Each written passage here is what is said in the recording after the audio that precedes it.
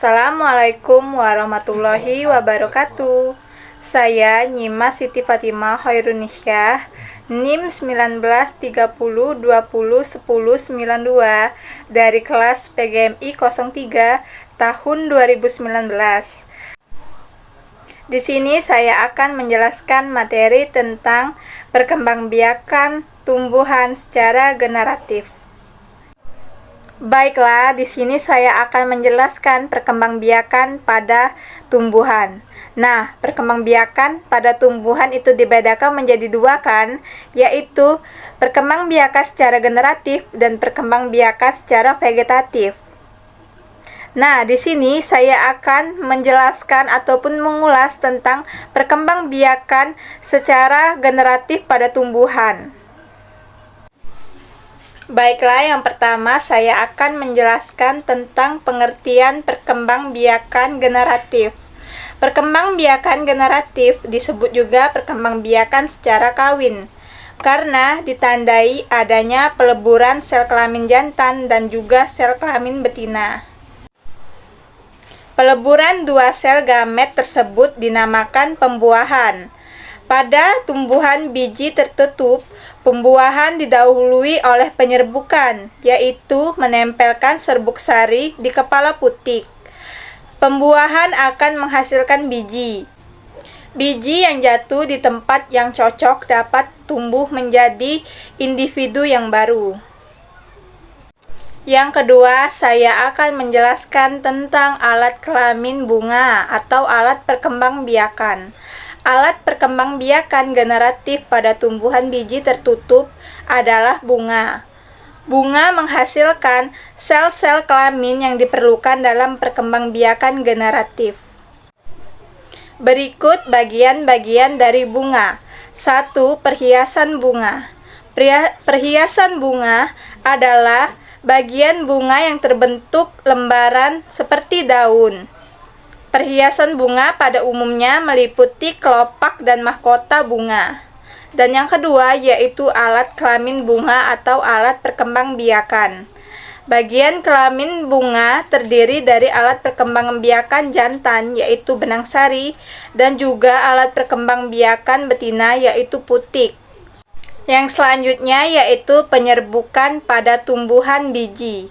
Penyerbukan adalah peristiwa menempelnya serbuk sari di kepala putik. Penyerbukan disebut juga persarian. Kepala putik ada yang berbentuk berbulu halus, ada pula yang berlendir. Fungsinya agar serbuk sari mudah melekat pada kepala putik. Perantara penyerbukan dibedakan menjadi beberapa, yaitu 1. Penyerbukan oleh angin, yang kedua penyerbukan oleh hewan, yang ketiga penyerbukan oleh air, dan yang keempat penyerbukan oleh manusia. Macam-macam penyerbukan dibedakan menjadi 3, yaitu 1. Penyerbukan sendiri atau autogami, yang kedua yaitu penyerbukan tetangga atau geitonogami, dan yang ketiga adalah penyerbukan silang atau allogami. Yang selanjutnya adalah pembuahan. Pembuahan adalah peristiwa bersatunya inti sperma dengan ovum. Peristiwa ini berlangsung dalam kandung lembaga dalam bakal biji. Proses pembuahan merupakan proses yang rumit, yaitu sebagai berikut. Serbuk sari pada tumbuhan biji tertutup yang menempel di kepala putik tumbuh membentuk pembuluh serbuk sari atau tabung serbuk sari. Pembuluh serbuk itu tumbuh di dalam tangkai kepala putik, membentuk saluran menuju ke bakal buah yang mengandung bakal biji. Di dalam pembuluh serbuk sari terdapat 2 inti generatif dan 1 inti vegetatif yang berasal dari pembelahan inti serbuk sari. 2 inti generatif itu disebut inti sperma pertama dan sperma kedua. Inti sperma pertama dan kedua bergerak menuju bakal biji. Dan yang terakhir yaitu materi tentang pembentukan sel kelamin. Proses pembuahan melibatkan sel kelamin jantan dan sel kelamin betina. Sel-sel kelamin tersebut dihasilkan oleh alat-alat kelamin yang terbentuk setelah organisme dewasa. Proses pembentukan sel kelamin disebut dengan gametogenesis. Gametogenesis meliputi pembentukan sperma dan pembentukan telur atau ovum. Nah, pembentukan sel kelamin ada dua, yaitu pembentukan sel kelamin jantan pada tumbuhan dan pembentukan sel kelamin betina pada tumbuhan. Ini adalah gambar perkembangbiakan generatif. Serbuk sari nantinya akan terjatuh di kepala putik dan terjadilah penyerbukan. Lalu, pada serbuk sari akan tumbuh bulu menuju ruang bakal biji dan terjadilah pembuahan. Lalu terbentuklah zigot. Nah, bakal biji akan membentuk biji yang nantinya akan diselimuti daging buah. Dan dari biji tersebut akan tumbuh tanaman yang baru. Baiklah teman-teman, di sini saya akan menjelaskan sedikit tahapan-tahapan perkembangbiakan secara generatif pada tumbuhan. Nah, saya menggunakan tanaman cabai sebagai contohnya. Tanaman cabai merupakan jenis tanaman generatif karena tanaman cabai memiliki kepala putik dan juga serbuk sari. Tahap perkembangan generatif pada tanaman cabai. Yang pertama, penyerbukan. Bisa kita lihat di sini.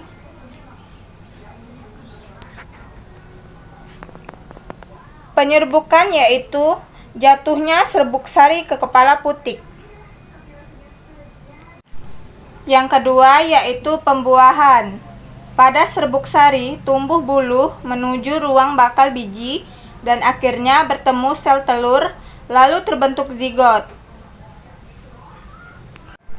Yang ketiga yaitu pembentukan buah. Zigot akan berkembang menjadi biji dan bakal buah. Seperti yang kita lihat di sini.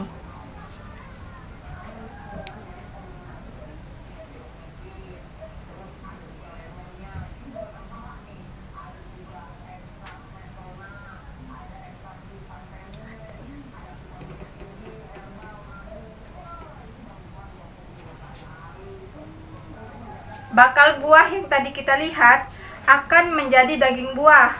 Nih, daging yang seutuhnya, daging buah yang seutuhnya atau buah yang seutuhnya.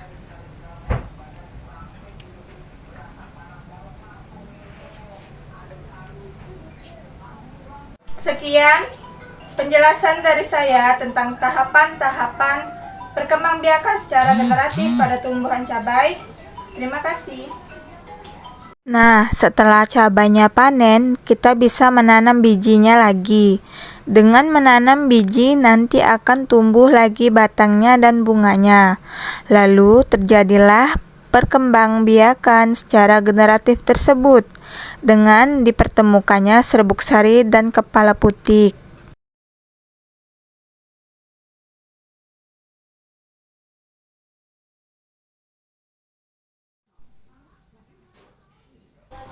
Itu saja penjelasan materi dari saya tentang perkembangan secara generatif pada tumbuhan.